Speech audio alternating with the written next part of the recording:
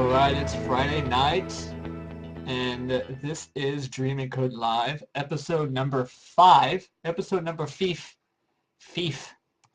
and I am Andre Burdett, and this camera's all out of whack. I should really look at this stuff better before we start. Alright, we're good. Are we good? Yeah, we're good. Alright, so, a few things to acknowledge today. Today we actually do not have a guest because again, we were talking to Garba Harba or Gabe Habe to be the guest of the show, and he could not, poor little guy, stay awake since he's on the other side of the Atlantic Ocean. So he's passed out in a drunken stupor in his house, so he won't be joining us today. And we didn't really have a backup guest today. Number 2 Pencil or Jason is actually doing stuff this weekend. He's going to a convention called Nauticon, and he's actually promised to try to take some pictures and some video and everything like that. So we could have that next week. We could talk about that. We'll have him on the show again and probably talk about it and stuff. So today it's probably going to be a short show because I don't have a guest and there's not a lot of stuff to talk about that I can really discuss with someone else, a back and forth conversation. So it's basically we're going to cover a few topics here. But first, one thing that I thought was hilarious is that you may not have noticed, but the episode 4 was up for a while on YouTube, and then it disappeared. And I was wondering what happened, so I had to talk to Jason about that. And apparently it got pulled from YouTube because somebody was complaining about it. A complaint was registered because the little bee guy I displayed, apparently I guess that company complained about it, so they had to edit that part out and then put it back up. So that was that was interesting. So I guess I have to be careful what we show on the show. You know, maybe I should just have a pure white background. And I should just do the show completely naked, standing up in the corner, void of any type of brand or any images or whatsoever. I'm sure you guys would love that. So if you want to join the chat is not going to be the Ustream chat. We have had several problems with that. So if you want to do the chat, you have to go to the dreamandcode.net, the actual forums, and go to the IRC chat, which is on fnet.org.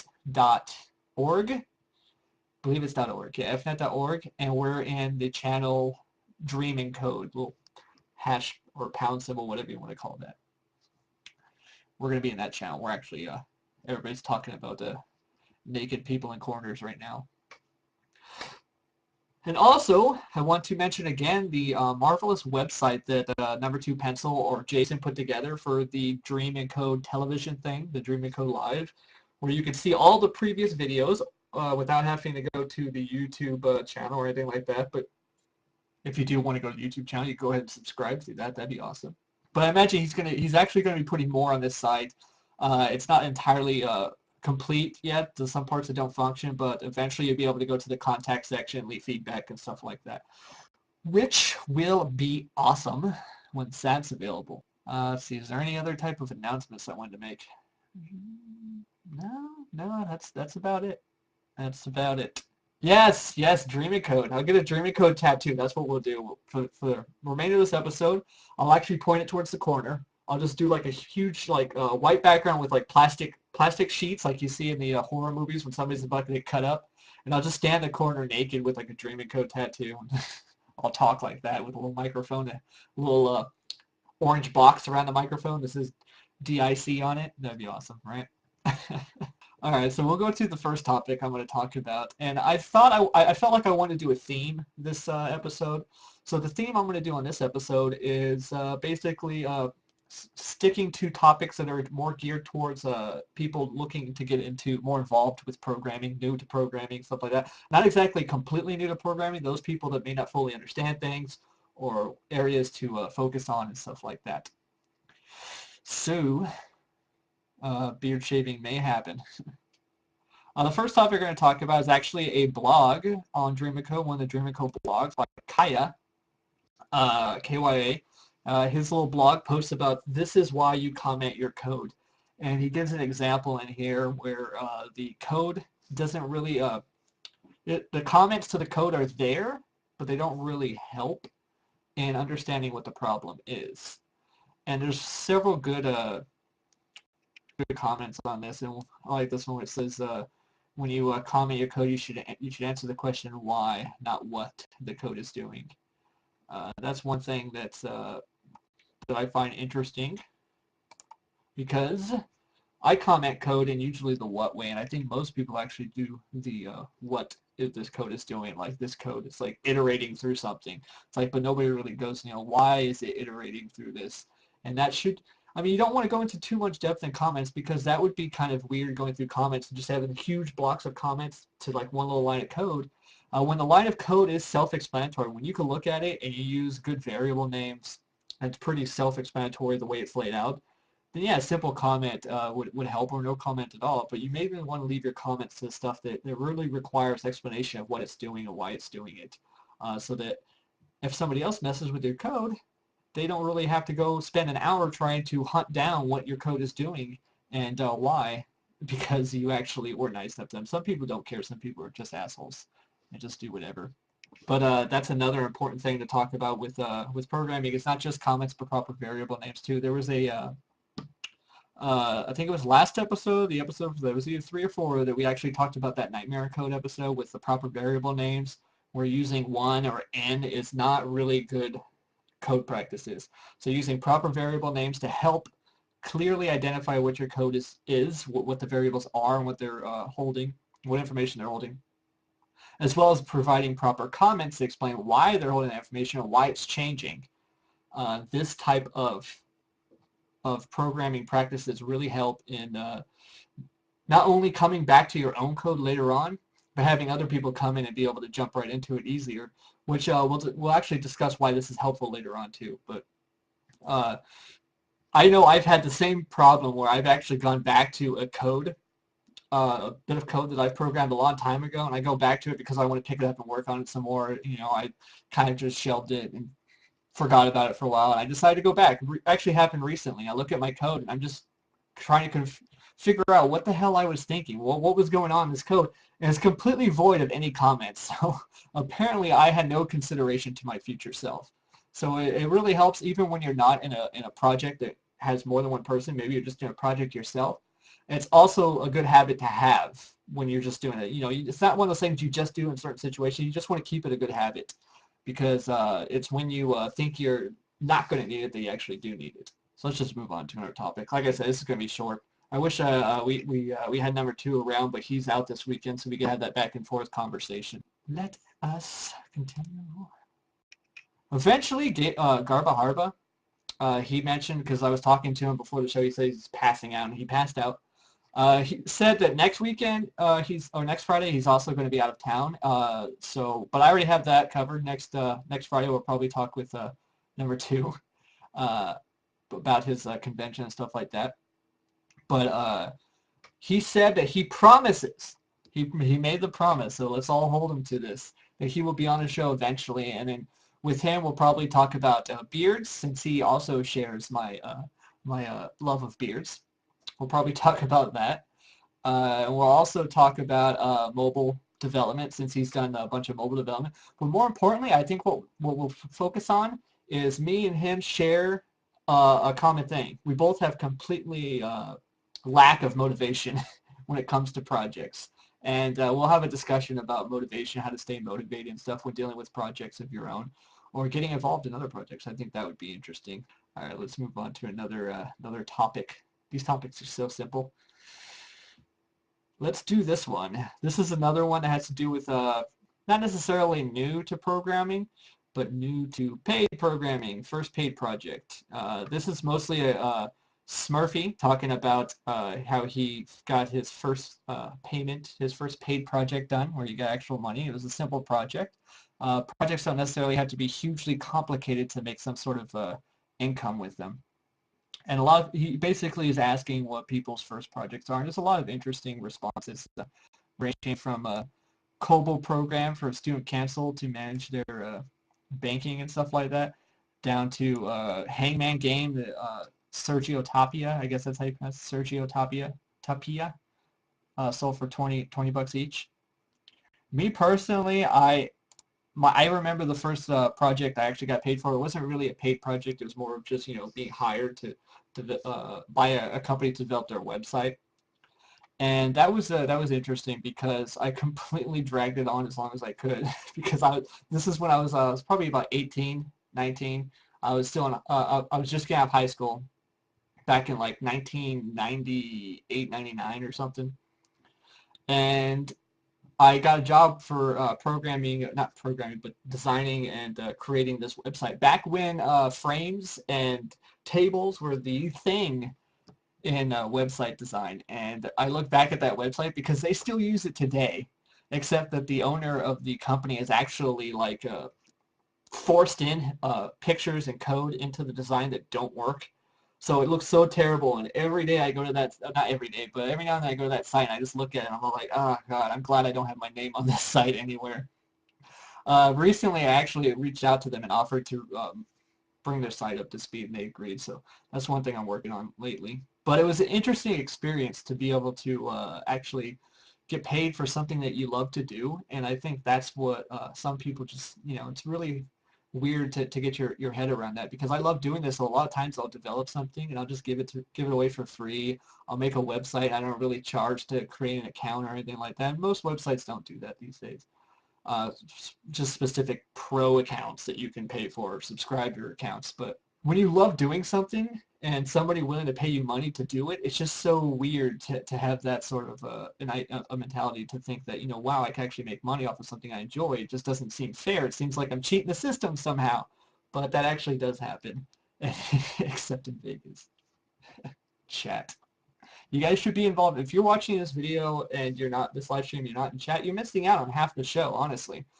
Because you got me talking, but you're missing out on the awesomeness that's going on right here that I'm trying to glance over and read every now and then, but I can't give 100% attention to the chat all the time during the show because I got this screen, I got this screen. I really need 3 screens for the show because I'm finding I have a complete lack of screen real estate here when it comes to doing the show. I got this window, this window, this window. There's actually a lot of windows open on my screen right now. Even though I can tab the browser windows, I still have a whole bunch of other stuff. I am becoming a little limited on the software because they've actually reached 1.0 and we're actually going to upgrade.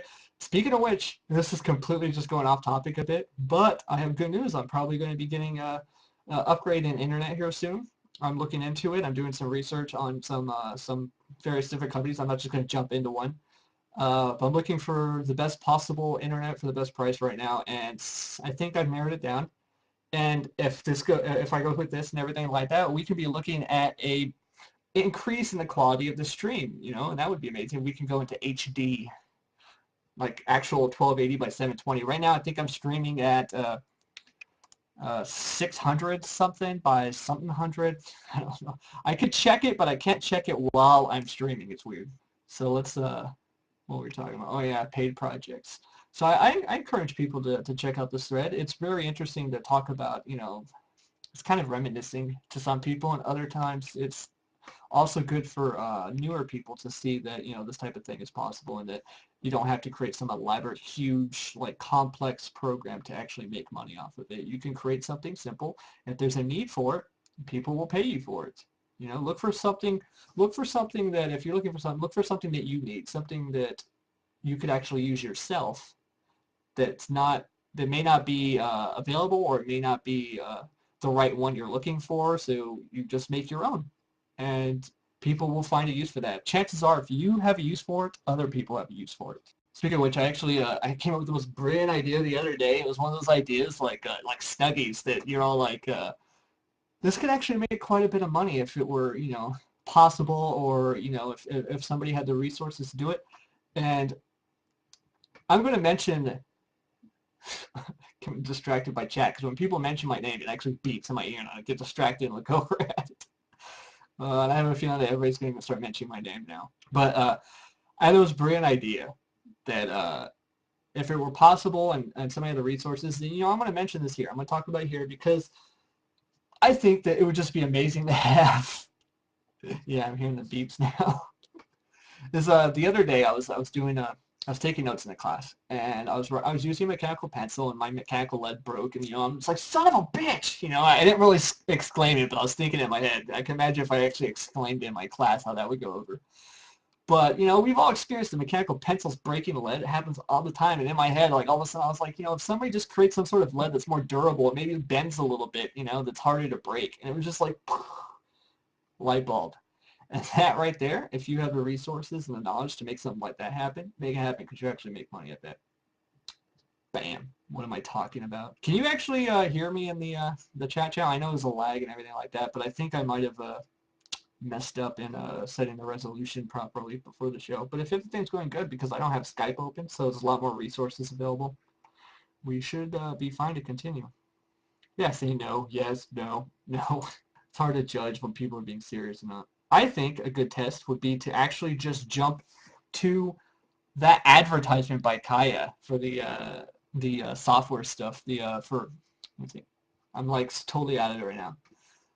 Number 2, Pencil's computer repair company, design, everything like that. He basically made this show possible in the fact that he purchased the webcam. He's helping me with the software and everything like that because he really wants this available, and plus he wants to make money off of it too. So he's working the back end stuff, and I'm basically just showing my awesome face. So I'm going to show his ad stuff because he is awesome and makes this possible. So enjoy this. Is your computer running slow, suddenly shutting off, locking up, or other abnormal behavior? You could very well have a virus. Help is available. Computer Design and Repair has been servicing Akron, Cuyahoga Falls, and the greater Summit County area since 2003. Give us a call, and a professional technician can diagnose and properly repair the issue.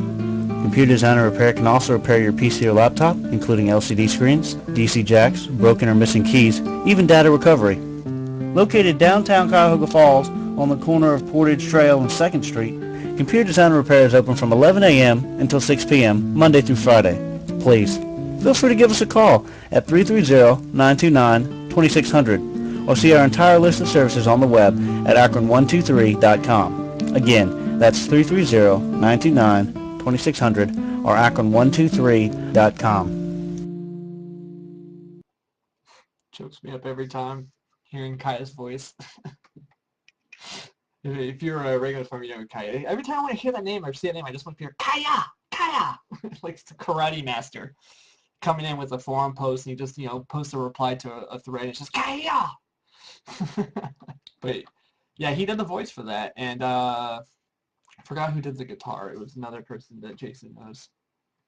So let's move on with the show. Like I said, it's gonna be a short show because it's just me here. All right, next topic. Let's talk about the level of skill needed to contribute to open source. And this is an interesting question because it kind of depends sometimes on what type of open source you're contributing to. So what you have to consider here, it's kind of my personal aspect of this, is that in open source software, you really need to know the software, of course. You need to know the project. You need to look at the code and know it before you start making contributions to it, because something that you think is broken or done wrong can actually be completely on purpose and make sense in some other part of the program.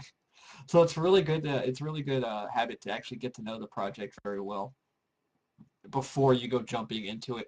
I mean, there's several areas that you can help out with that don't have to actually jump into the code itself. I mean, a lot of projects these days have wikis to help explain things and stuff to the people that use it, and you can help by messing around with the wiki, correcting spelling, making it more explanatory, more detailed, and everything like that. They actually, if you use GitHub, they actually have the issues page where people list problems they're having with it. You can take a look at that if you want to actually get more involved with the code itself, and you have a good understanding of how the code works, and then you can submit the pull requests and everything like that to the actual people that run it. Getting involved with open source projects is fairly easy if you have a good knowledge of programming and the project itself. You don't want to just jump in without knowing anything, of course. So what they're actually asking here is what's the level of skill you need to actually contribute to open source project, not necessarily the knowledge you need of the project itself. If you're aware of the project but you don't have much skill in programming and you're actually kind of terrible at it, then you probably don't want to help with it. So I would actually say that the level of skill you need to help contribute to an open source project is basically you want to have maybe be able to develop the portion that you're working with, be able to work on that on your own. If you were to create your own little project, that one portion that you're helping with, if you're able to work on that in your own and create the same kind of isolated spot on your own, then that could help, because it shows that you have a good understanding of what it's doing, and of programming itself. So you also don't want to take, and this was mentioned in some of the replies, you don't want to go in thinking you know more than some of the other people on the project, because you could have a better understanding of programming in general than some of the contributors. But of that particular project, there's probably a lot of people that are a lot more involved and understand the project itself more. So even though you may be better than them, they still know the ins and outs of this project that you're trying to help contribute to. So you get choked up. So you don't want to just jump in and shoot and, blah, blah, blah, and just tell everybody that your ideas are right. The cat's waiting to street. The cat is literally passed out. I know that you guys are waiting for the cat because the cat goes crazy. The cat is very effy, and that's just the general nature of cats. So the cat is actually literally over here just passed out, not even moving. It's been running around outside all day. Yeah, exactly. Getting cocky only ends in misery. Neo-Tifa. Yeah, that very much applies to getting involved with open source projects and stuff. You don't want to get too cocky about what you're doing. You know, just if you want to help, that's great. You know, people enjoy. People love help. You know, actually, I wouldn't say that, because some people really are elitist bastards and would refuse anybody helping them unless they're like elitist bastards themselves. But you know, I like to think that most projects today generally have an open door kind of community where people come in and try to help out. And a lot of times usually encourage. It depends on the project, really. It really depends on the project. Possibly that's the best answer I can give to this. The level of skill needed to contribute to open source, it depends on the project. I only have one more topic, surprisingly, and we have passed almost a half hour, barely 23 minutes, so yeah. I'm going to say, just me, there's two people you could blame for this. Gabe Habe and Jason. Just saying. Just saying. You know, if you want to shoot him a little message and tell how angry you are. Hey, if we finish this and we want to fill in more time, I'll just start making up subjects. You know, I'll just make up topics that we could talk about, or we could talk about stuff not entirely related to Dreaming Code itself. Like I'll talk about later. First, we're going to talk about one more topic that I really don't have much experience with the development side of this, but this is more of a see. This is in the caffeine lounge. And if you're a Dream & Co member, you know that the Caffeine Lounge isn't usually about programming itself. It's generally about, it's not really about anything, actually. It's just a completely random mashup of people shouting out things at each other that they think about. It's like, what's your favorite drink to program to? What's your favorite music to listen to while you code late at night without sleeping? This is the type of stuff that goes on in the Caffeine Lounge. So I'm actually going to talk about this post. It actually is a little interesting to me because I've actually messed around with games before, but RPGs past versus the present RPGs and influence for the future. And this, he's mostly talking. He's mostly talking about video games, not really tabletop games or pencil and paper games, but he's talking about video games and RPGs back in the past. Oh god, I've played Chrono Trigger. I've played the original Final Fantasies. I've played those. What was that one? There's one that I used to play that I'm trying to remember the name of it. Forget it. Let's just continue on.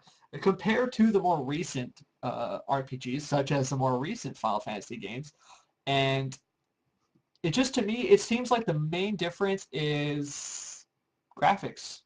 The newer ones just have way better graphics than the old ones, where the old ones, since the graphics weren't entirely that great, they had to develop more of the story. You know, they had to give more of a story to people to keep them involved. The newer ones are so, like, you know, realistic looking sometimes. Some of them kind of stick to that old cartoonish look, but the more realistic ones, they don't really have to rely on a story as much as they used to, because they could pull you in with graphics and violence and action. You know, cutscene after cutscene after cutscene. You know, you take one step, cutscene. You know, you open up a chest and find treasure, cutscene. And that's the way they pull people in now. You know, they unfold a sort of okay story through visually, Whereas back in the day, they mostly just, I had to tell you a story. They had to find other ways to get the player immersed into the fantasy world because the graphics certainly weren't going to do it. There's Zelda was a game I played the crap out of when I was younger, and I love the story of Zelda. That's one of the things I love in the old Final Fantasy games up until 7. I just love the stories. But the more recent ones I've kind of been not really paying much attention to because to me the stories have started to be not only, lacking a bit, but just seems like the same old story done over and over and over again. There's really nothing new these days that hasn't been done before. Occasionally there's a few gems that come around. Skyrim's the biggest thing lately, and that did pretty well. People love that. They like the idea of the way the story unfolded in that game. And it was actually mentioned in the comments, actually, how the Skyrim's flow of the storyline was better than the original games because in the original games, you basically, they just put you in a world and they're like, go figure something out. Figure out what you got to do. Yeah. I know Neotifa loves Zelda because she's always talking about Zelda. But when it comes down to how the past versus the present, that's obvious. But the influence for the future, honestly, the way I see the future of video games is just continually gradually growing in the graphic market, of course. They're going to get better graphics until it's just freaking virtual reality. You're just literally immersed in the game. At that point in time, when video games are at a level, they're already at that level where they're interacting with our minds on the same level that television does, where you're just zoned into the game. It just seems like they're hitting you at a more subliminal level these days than they did before. Originally you had to think, you had to work through puzzles and everything like that. Your games these days just seem, I don't know, lacking in that sort of same fantasy world. Maybe it's just me. This is one of those topics that there's always going to be arguments over. Some people are going to say that these games are way better because the other games were all crap and everything like that. And generally, I think their main argument for those type of people is the graphics. Then there's the old school people that love the old games, and the newer games are kind of iffy. And then there's the people that just don't care. They just don't care. And it goes to all levels of technology, software, all that stuff. Operating systems. There's going to be the Mac people. There's going to be the Windows people. There's going to be the Linux people. And there's going to be all the other people in between. Music. There's going to be people argue one side of music versus the other. Classic music versus newer music. See, this thing's just one of those topics that really cannot have an answer. And that's one thing to acknowledge when you're trying to argue with someone over such a topic. There is no answer. There's no answer to these type of questions. It's just basically, see what happens. This or that type question is not going to end in a defined answer when you have tons of people arguing around it. What's funny? This is hilarious. I got Jason's username and password for Gmail because it's his account that we do the YouTube stuff through. So I'm actually able to access to it. So I went to Google Plus to look up something, and it comes up with his Google Plus. I'm like, yes! Just type in some random post from him. I'm not going to do that, but it would be hilarious.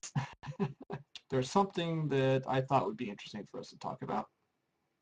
If I could find out, and we'll just do this page. I was looking for a good page to talk about it. This is not related to Dream and Code, but it's an interesting topic to talk about in different things, and I think it's a very popular topic that people have been talking about. The new Google Plus, I know that not everyone uses it. There's a fly in my nose? Is that what they're trying to check? There's a giant fly in my nose. I don't know. Google Plus has made some serious changes to their interface lately. And if you don't have a Google Plus account, then obviously you're not going to know what I'm talking about. But if you do or you visit one, you're going to notice that, with people with wide screen monitors, there's suddenly a whole lot of white space. And people are just so, I don't know what it is. The funny thing is that I didn't see any posts online during this whole meme thing where people were talking about the uses for white space and everything and basically telling people to stop complaining about so much white space. During that day, this is completely honest, I didn't see a single person on the internet complaining about the white space. All I saw was a giant mass amount of people telling people that are complaining about it to stop bitching and to just, accept it and giving them different uses. It's hilarious. There was more posts online telling people to stop bitching. I didn't see anybody bitching about it. It's like they just made it up. They just wanted to, it's like a it's like they pre-argued about the people arguing, before they even started arguing about it. It was so weird. But the main problem is that, why are you viewing websites in such a huge resolution? I mean, I can't do it, honestly. Some people, they need that sort of space, I guess, but I can't dedicate my entire screen to a browser because I multitask a lot. I'll have the browser over here and I'll be doing a whole bunch of other things. I have 2 monitors and I still just have so many windows open at a time doing development stuff, browsers, several tabs on the browser and everything like that. I don't increase the screen to my full, I don't increase the browser to my full screen. So I only noticed the huge amount of white space on the new Plus design when I actually did that because I started hearing so much about it. And honestly, I think it's great. I think that it's easy on the eyes. I noticed it and I was like, huh, that seems interesting. But I didn't think it seemed bad. I didn't sit there and say that's a terrible site design. I thought it's a great design. I love the Google Plus design compared to Facebook, which incidentally, I don't know if any of you ever heard about the Facebook offers that they're rolling out that's supposedly putting ads in your timeline or something like that. I really have to do more research on it before I start talking about that. But that was an interesting thing that I read that Facebook's doing, and I could certainly see that the Google Plus redesign coinciding with certain things that Facebook's doing. I guarantee you're going to start seeing a few people switching over. It's just me. It's just me saying that, but I think it might happen. What's our time? We are a little bit over a half hour and I'm all out of stuff and I don't have anybody to talk to. So what we're going to do is we're going to wrap this up early. It's a Friday night. I almost actually canceled today's show because I didn't really have anybody to talk to, no guests or anything like that. There wasn't that many good topics. I went and scoured Dreaming Code for some topics I could kind of link together and work with. And then I did a little research on it before I started the show. But I was about to cancel the show for tonight, but I figured, yeah, no, I'm gonna go and do it. I'll just make it a smaller show and give people something to watch that people love. I know some of these people love watching this show on Friday nights. They love spending their Friday nights watching me. You know what? You guys are talking in chat, and I honestly can't pay attention on her. Just tell me what it is you're arguing about right now. Okay? There you go. Oh, is there ads? That's what it is. There's ads going on right now.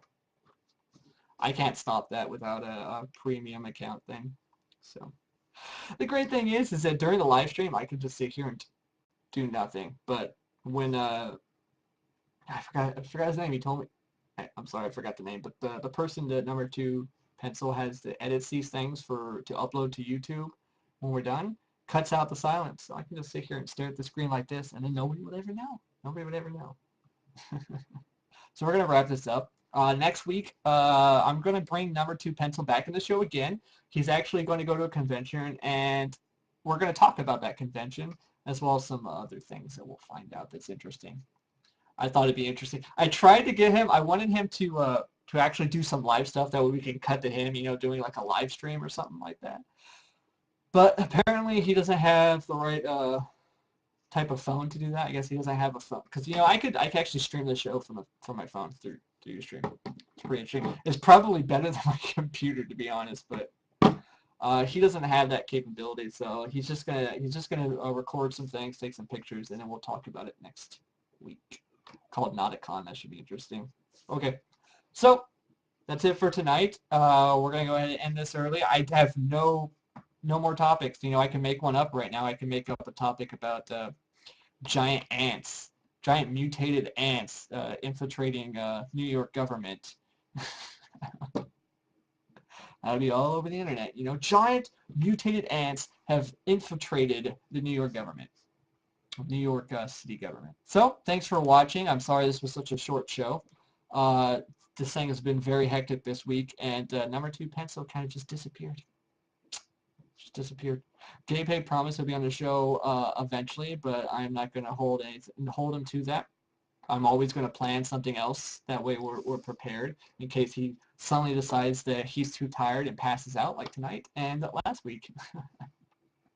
Thanks for watching, guys. See ya.